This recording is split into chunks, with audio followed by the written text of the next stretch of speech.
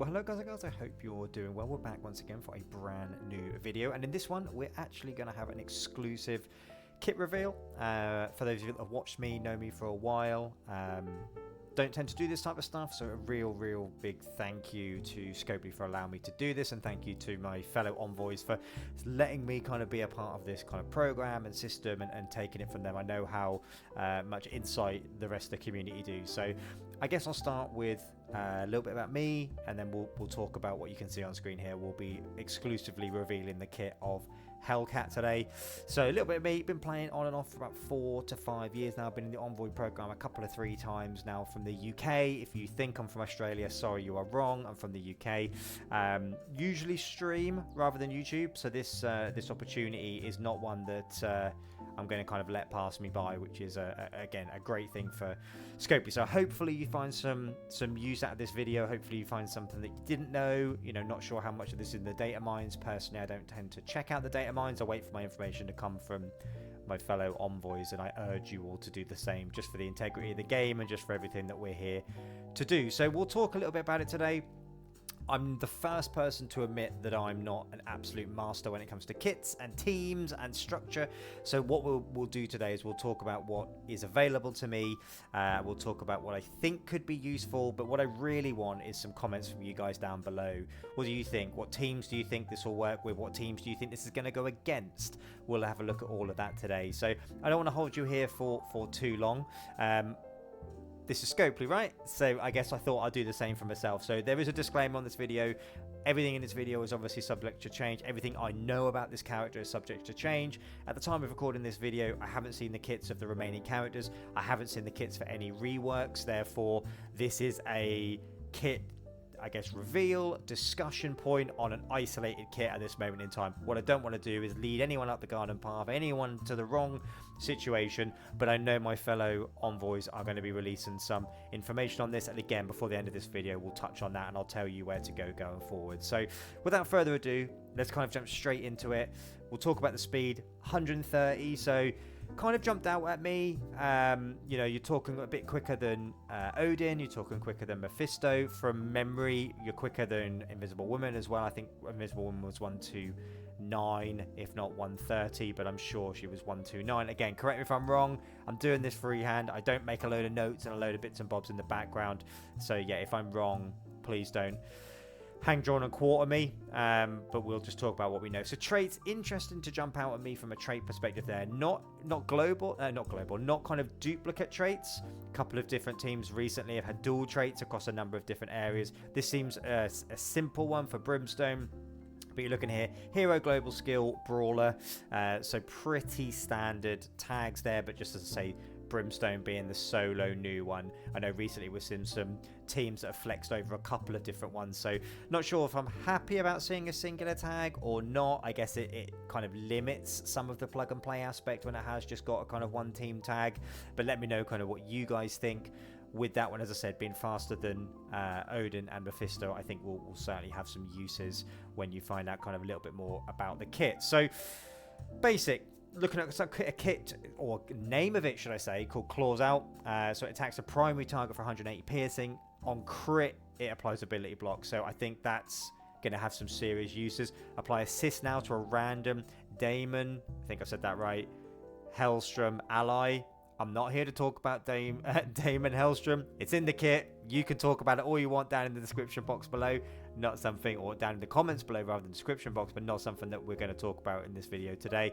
Obviously, ISO 8, counter attack and assist, 135% piercing, on crit apply ability block. So with my knowledge, and my knowledge isn't always great, potentially a raider at this stage. We've obviously got a lot coming up with ISO 8. So again, that could change.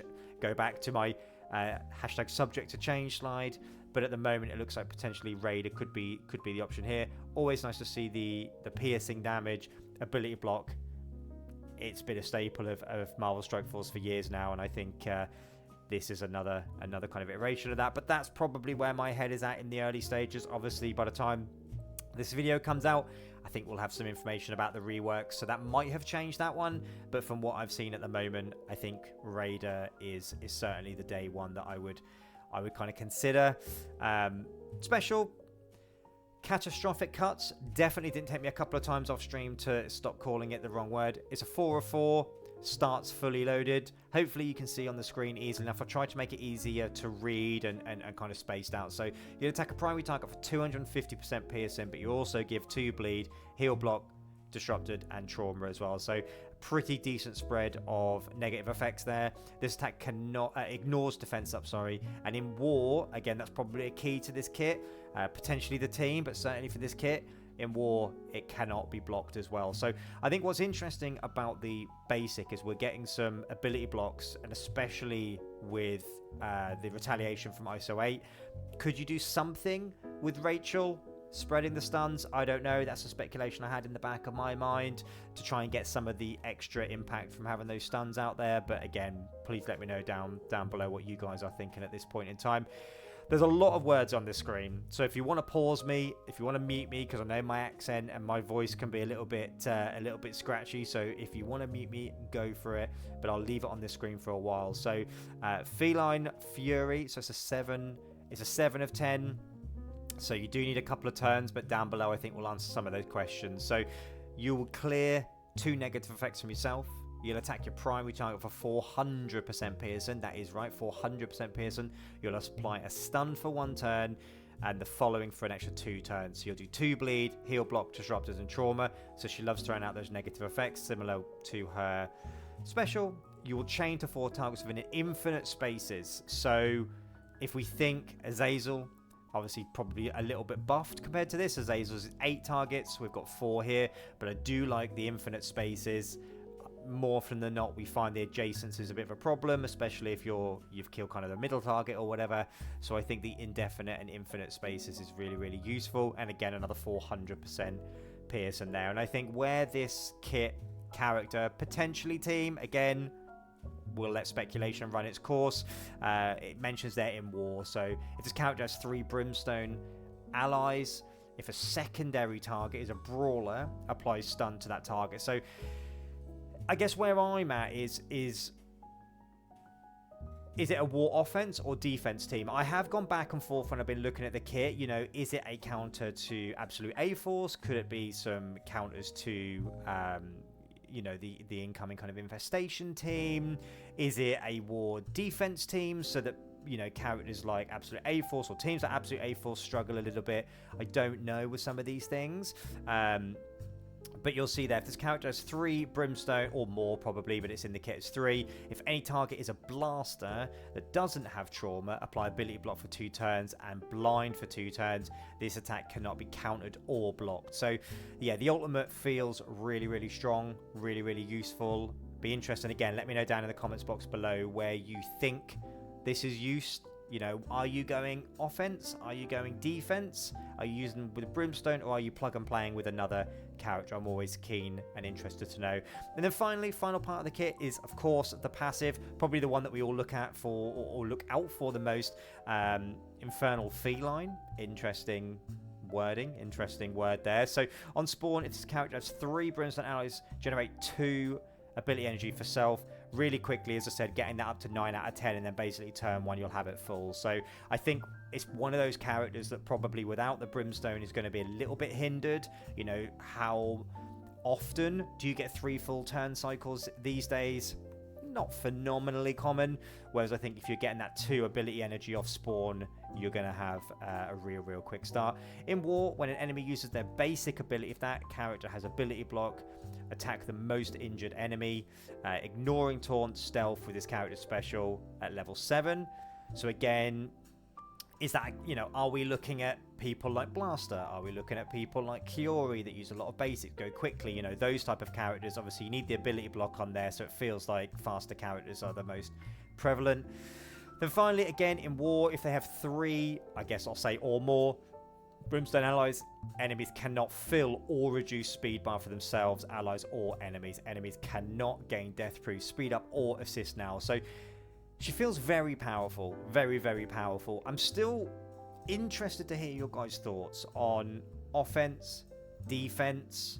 Where are you thinking with the information that you've got available? Again, go back to my disclaimer, and we'll sit there on the disclaimer screen so that you guys can see it.